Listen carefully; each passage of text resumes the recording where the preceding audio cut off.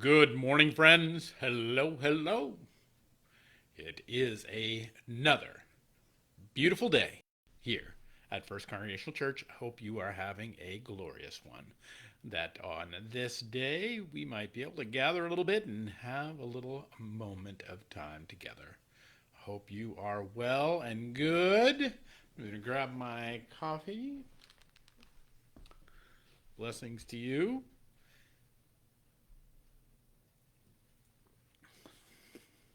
It is a beautiful and joyous day. We're getting a little work done around the place, so if you hear some smashing and banging, it's not me, but it is good things happening. So, good morning, Donna. Glad you're here this morning. Hope you're having a great day.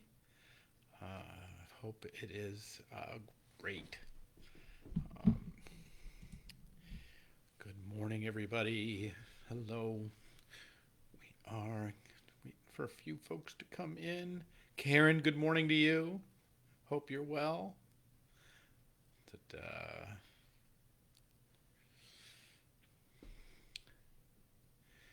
see that I see that daughter of yours getting ready for whooping it up this weekend. It's awesome. That is great.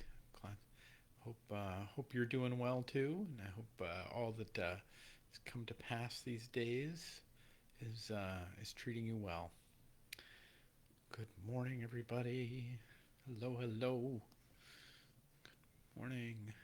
So, see one or two other folks coming around. Getting groceries for mom and physical therapy. Perfect. Beautiful. That sounds lovely.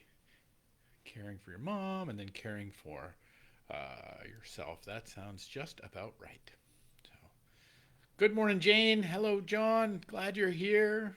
So, good morning, everybody. We're gonna start backwards this morning a little bit.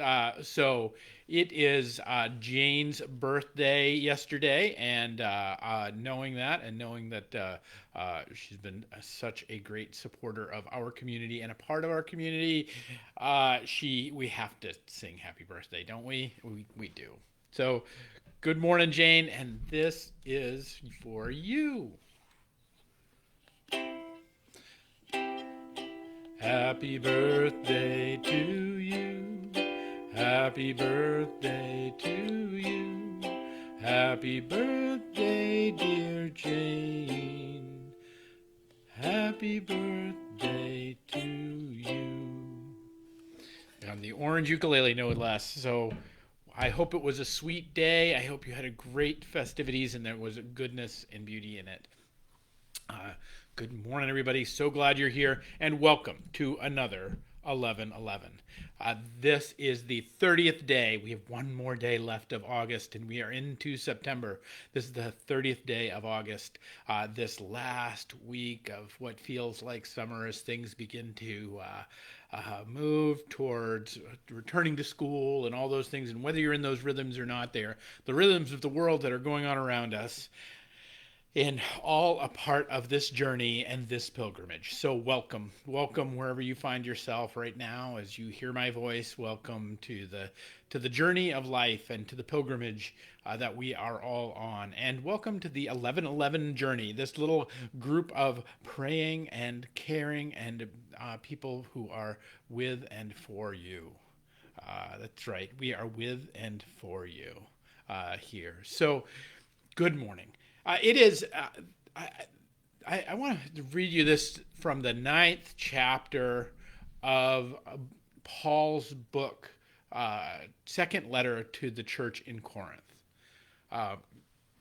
So Paul Paul established the church in Corinth. So he was really, though they were his people, he first gathered them and helped them, kind of find their identity as a group of followers of Jesus, and then he, as was Paul's tradition, job, kind of left and went on to establish other churches and to do other ministry.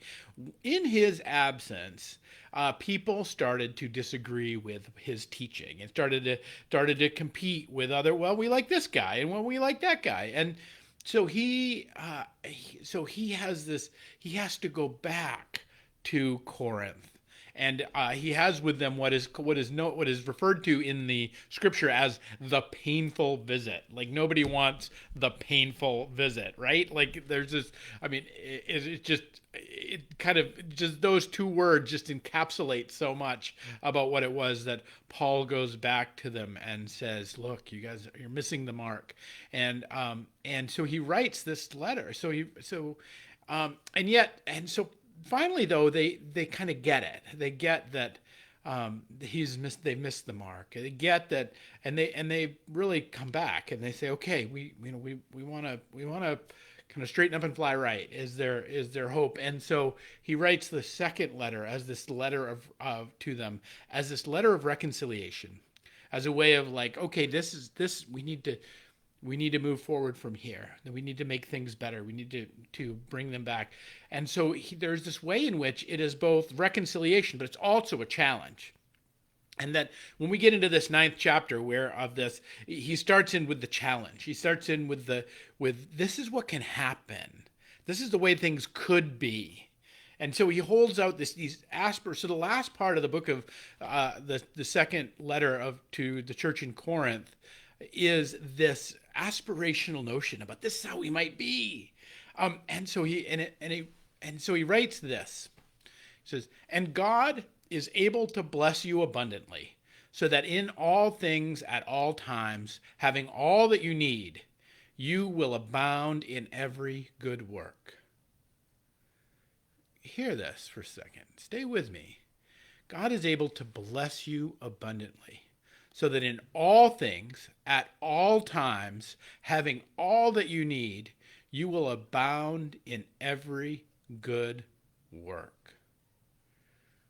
We may not have all the things that we want in this life, but there is a way in which we have the things that we need before us to take the next step, to do the next thing, to step into the next way of being. And that all the things that transpire, all the things that happen, all the hard things, the horrible things, the sickness, the death, the challenges, that our own suffering, all of it, we hold up this possibility that God is able to bless us abundantly in all things at all times. And it requires us to open our hands to be able to receive that wisdom and that grace and that ability.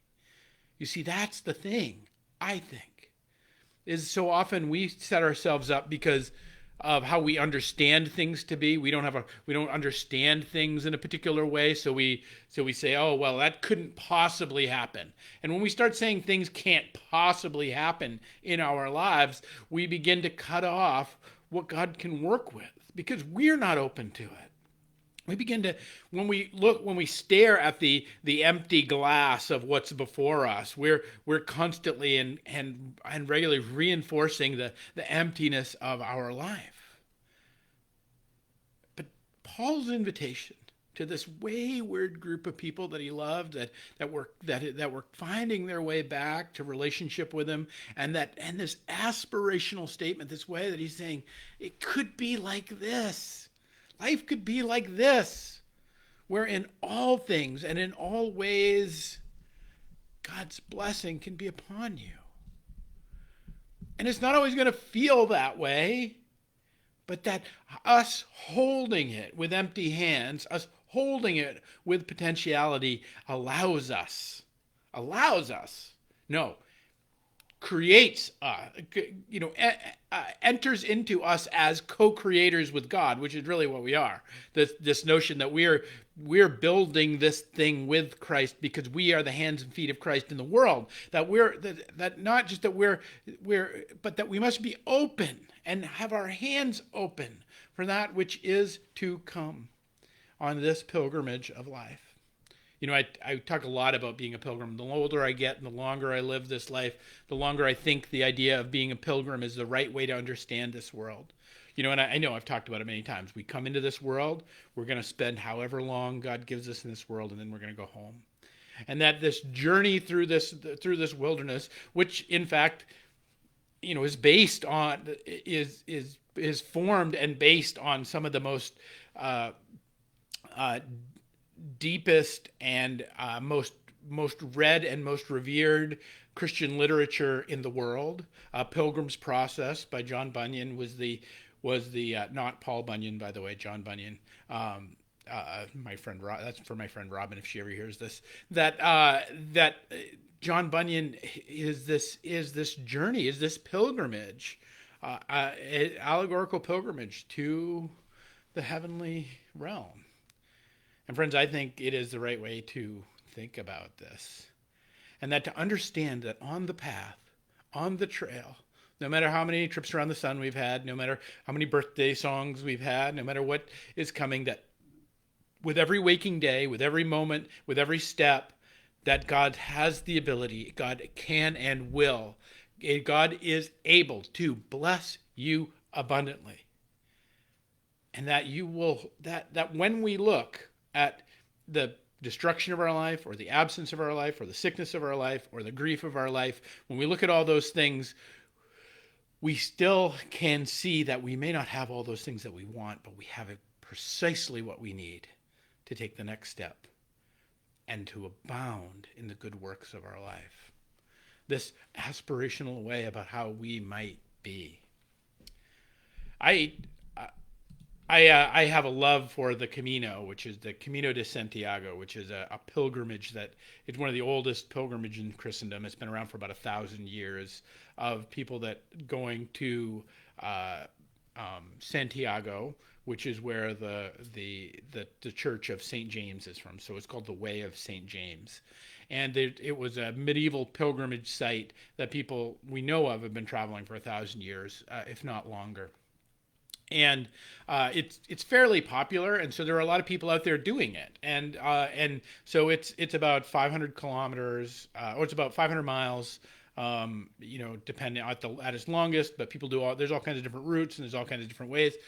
But this notion of being a pilgrim on the path, there are a number of pilgrims that are out there that kind of write little blogs and write little moments, and so I follow a few of them just because, and I no one in particular that I know or anything else, but just kind of watch the experiences that these pilgrims have as they move to the world, and they're such rich. For me, they're such rich microcosms of the experience that me, although I'm not kind of alternating feet every day, that me as a pastor of a church that is moving through this world, as a person who, in family, as a person who, in friends, as a person engaged in this world, understands that I'm walking things out too, and that there's a clarity and a beauty that happens when we commit ourselves to pilgrimage that comes out, and that we can then see in our own lives, because sometimes our own lives get a little fuzzy and foggy, and we, like that church in Corinth, can lose our way sometimes. So I want to close today with a story from this woman, Annie Sager, and I don't know Annie Sager, never met Annie Sager, but she posted it yesterday morning at it's somewhere in Spain, on her way to Santiago, and her experience for that day. She writes, "Cafe con leche first thing in the morning. My precious. But leaving the cafe, my hiking poles are gone. Hang around for a minute, refusing to believe it. Was it an accident or stolen on purpose? Now I'm grumpy. Did not order this item on the menu. So much for accepting everything that comes my way. Well, get over it, Annie. This is not a catastrophe." Sigh. Well, goodbye then. I hope my poles make it to Santiago, even if I don't. The next few steps remind me it is also nice to walk with empty hands. I heard some quote about needing empty hands to receive something new. Also makes me remember Paulo, the trusty wooden staff carried for my very first solo Camino. Miss you, Paulo. You were the very fine stick. Set out from Pamplona on fresh legs and lost in thought. Hear a whistle and some Swiss ladies calling and pointing to let me know I am going the wrong way. Thank you.